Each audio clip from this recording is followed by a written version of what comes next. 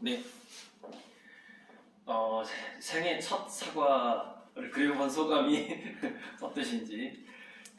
다음 주에 바로 나무 수업을 들어가야 되기 때문에 머릿속에서 보통 1주, 2주간 숙성돼야 되거든요. 이론 수업을 들으면. 그러니까 다음 주에 할 나무의 기초 이론을 먼저 듣고 나서 이제 각자 가서 일주일간 쉬는 게 좋아요. 그래서 이제 사과가 이제 이렇게 빛이 보일 현상도 일어나고. 잠깐 보여줄게요. 모르니까. 그래서 이제 처음에 되게 힘든 게 이런 거예요. 이렇게 이 라인이 사과에서 세로 라인이 이렇게 정확한 그 기하학적인 라인이 나오고 그걸 뽑아내기가 그 형태를 뽑아내기가 쉽지가 않더라는 것이죠. 그래서 맨 처음 사과를 그렸더라도 이 운이 좋게 나온 거라고 그냥 얘기할게요. 자, 생애 첫 사과인데, 생애 첫 수채화인데 이렇게 라인이 잘 나올 수가 있는 거예요. 그러면은 비치볼처럼 보이는 사과와 이 사과의 차이점은 뭐냐? 정확하게 제가 얘기한 그 기하학의 라인을 따랐다는 거예요. 그 차이밖에 없어요. 색의 차이가 있는 게 아니에요. 그러니까 물론 아래쪽은 좀 이제 가다가 좀 헤맸어요. 왜냐면 아래쪽 라인은 좀 복잡하거든요. 이게 여기서 이렇게 라인이 가다가 아래쪽에서 다시 이렇게 들어가야 되거든요. 안으로 이렇게. 여기니까. 그리고 위에는 타원형이 이런 타원형이 생기고 아래는 좀 더 둥근 타원형이 생기는 거예요. 우리 그때 원통 배웠잖아. 원통. 여기 보이나? 네. 눈높이에 따른 타원의 변화. 여기 밑에도 둥글고 가운데는 좀 더 이렇고 위로 올라갈수록 여기 좀 잘못 그렸네. 위로 올라갈수록 납작한 이거. 여기 좀 더 둥글고. 이 눈높이가 이쯤 되겠네. 눈높이에 따른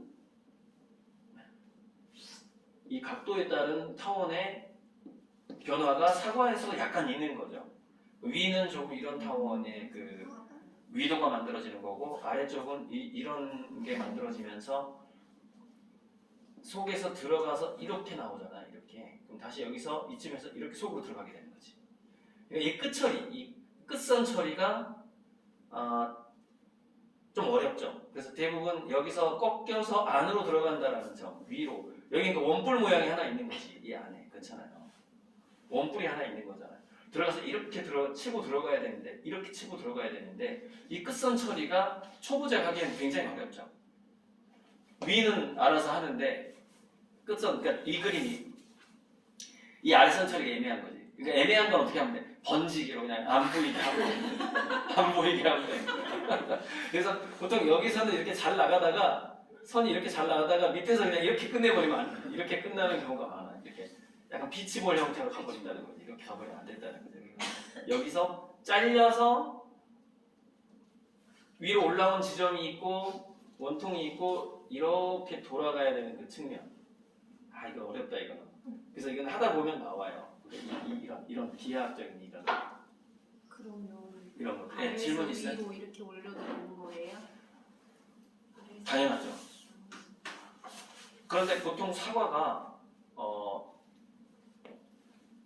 꼭지가 위로 올라가게 많이 그리는데 만약에 반대로 이렇게 뒤집어 놓을 수 있잖아요. 사과 여러 개 그릴 때 여러 개 그린 사과를 보면 뒤집힌 게 있단 말이죠. 그럼 아래가 더 진할 수 있죠. 아래가 더 진할 수도 있죠. 그래서 밑에서 위로 올라가는 빨간 선을 그려야 될 필요가 또 생기는 거죠. 자, 사과는 끝났고. 그래서 이제 사과에서 아까 이제 나무 좀 하다가 이제 이 나무. 와.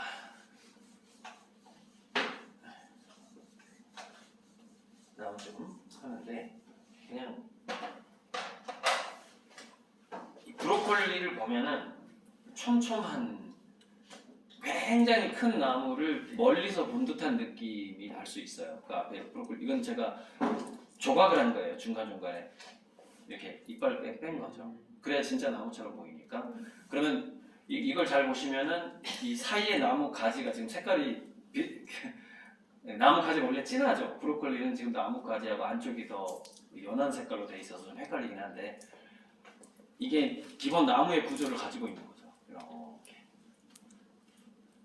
그러니까 우리 아이들한테 그 자연스럽게 나무를 교육시키는 데 있어서 나무를 닮은 브로콜리를 이렇게 골라서 미리미리 조기 교육은 요리를 하면서 이렇게 툭 삶아가지고 이거 한번 빼서 먹어볼까 이러면서 그 모양을 자연스럽게 조기 교육하면 되는 거고 사과 교육에서 좀 이걸 좀 시간을 늘린다면 아까 얘기했는데 도너츠 그리는 거를 한번 한 다음에 사과를 했으면 참 좋았겠다 싶어요. 자, 이거는 단면을 보자고요. 그러면은 이쪽에 도너츠는 단면이 이렇게 나오겠죠. 여기는 이렇게 나온단 말이죠. 이렇게 나온단 말이죠. 예를 들자면 방향에 따른 단면이 이렇게 나오겠지. 여기는 둥글고 다시 이쪽으로 가면서 좀 더 가늘어지고 알겠죠? 이렇게 나온단 말이죠. 이렇게 이 단면을 잘라보면 그럼 도넛을 직접 칼로 잘라가면서 먹어가면서 이렇게 피자 자르듯이 이렇게 그러니까 애들 교육시킬 때는 그렇게 해야 되는 거죠. 자, 도넛가 이렇게 되지. 근데 이게 도넛가 막 살이 쪄가지고 사과가 된 거야 어느 날. 이렇게 교육을 해야 돼. 어느 날 사과가 된 거야 도넛가. 그래서 이 구멍이 이렇게 작아져 버렸네. 이렇게 작아져 버렸네. 부어버렸네. 그래서 이걸 사과를 자르면 단면이 이렇게 되는 거야. C가 이렇게 있지. 이런 식으로 하면서 그 도너츠가 사과로 변했다라는 것을 얘기를 해주면 자연스럽게 그 기하학 뭐라고 그러지? 아무튼 그 구도가 사과가 형성된 구도가 좀 자연스럽게 이제 되겠죠. 나중에 이제 저는 너무 압축해서 그렇지 그 구조가 변해가는 거를 그 사전의 걸 더 쉬운 걸로 한번 해주는 거죠. 그러니까 우리가 나무 교육을 할 때 브로콜리를 먼저 하면 그만큼 지금 도너츠를 먼저 하는 거랑 비슷한 거예요. 지금 사과를 그리기 전에 도너츠를 한번 그려보는 게 더 맞는 거죠. 실은. 그러면은 그 구조에 더 쉽게 다가갈 수 있다. 그래서 이걸 쭉 이따가 한번 보시고 지금 머릿속도 잘 보일 거야. 돌아가면 돌아가는 구조를 한번 보시라는 거예요. 이렇게 나무 같은 느낌이 나죠. 그래서 우리 프랙탈 법칙이라고 그래가지고 전체 모양이 부부대 모양에 그대로 있는 게 자연물에는 되게 많아요. 그러니까 그게 이제 이렇게 또 이렇게 변하는 거죠. 자, 가지가 가늘어졌다고 생각해 보세요. 이게 나무의 구조를 파악하는 거예요. 이렇게 변하기도 하는 거죠. 근데 나뭇잎의 모양이 소나무다. 그러면은 이제 그렇지. 너가 들고 있는 걸 내가 지금 써야 될 타이밍이야. 잠깐만. 이렇게 이제 변하는 거지. 뭐 그냥 브로콜리가 예를 들면 이거는 화렵수라고 치고, 그러니까 이걸 참 이제 나무를 여러 가지를 보다 보면 기본 구조는 같은데 나뭇잎의 모양에 의해서 그 명암 처리가 좀 달라지는구나. 이제 그거를 인식을 나중에 하게 돼요. 보통 화렵수는 이런 식의 느낌이 나는 거고, 침엽수는 이런 느낌이 나는데, 위아래가 이 화렵수 같은 경우에는 좀 더 사과처럼, 과일처럼, 브로콜리처럼 이렇게 하는데 그 나머지 모양을 붓터치로. 근데 다음 시간에는 자, 이런 형태의 나무는 붓터치가 이런 게 좋겠다. 이런 형태의 나무는 붓터치가 아마 이런 게 좋겠다. 그래서 제가 풍경화를 여러 개 또 가져올 거예요. 그 사과나무처럼 풍경화를 사거나 아니면 예전에 그 누가 그랬던 걸 가져오거나 해서. 근데 오늘은 이제 브로콜리에서 나무로 형태가 변하는 이 모양을 머릿속에서 지금 인식을 하고 집에 가서 일주일 동안 쉬는 거죠. 자, 그래서 이걸 보면은 위에 있는 거는 위를 향한 브로콜리인 거고, 이 앞쪽은 이렇게 앞을 향한 브로콜리의 모양인 거죠. 나무 가지치기 하다 보면 나무가 이렇게 생겼어요. 정말.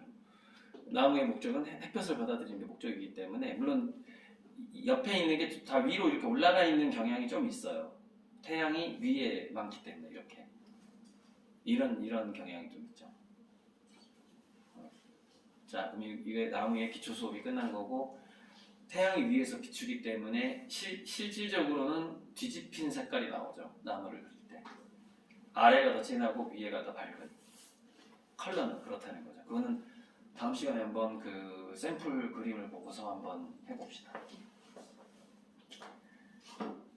자, 그러면은 질문이나 뭐 특별한 뭐 없나요? 아무튼 그렇게 해서 이제 지금까지 쭉 수업을 했는데, 여기서 이제 마지막 수업은 인체에 대한 수업이고, 애들한테 제가 12번 수업을 한다면 다음 시간이 실은 11번째 수업인 거예요.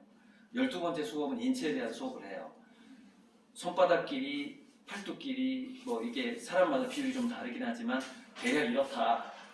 그래서 뭐 팔을 내려서 이렇게 왔다 갔다 하다 보면은 자기의 그 성기 부분에서 아마 손바닥이 놓을 거다 이러면서 그걸 직접 만지게 하면서 자기들이 이렇게 어디까지 팔이 오는구나 이렇게 하면서 그 마지막 수업을 하는 거예요. 그게 이제 12번째. 왜냐면은 중학교 가다 보면은 인물화도 그리거든요. 그래서 사람의 팔다리 길이에 대해서 수업을 하는 게 마지막 수업인데, 몽당년들 수업에서 그걸 안 할 거예요. 그래서 11번째 수업이 다음에 하는 풍경어 수업이 되는 거죠.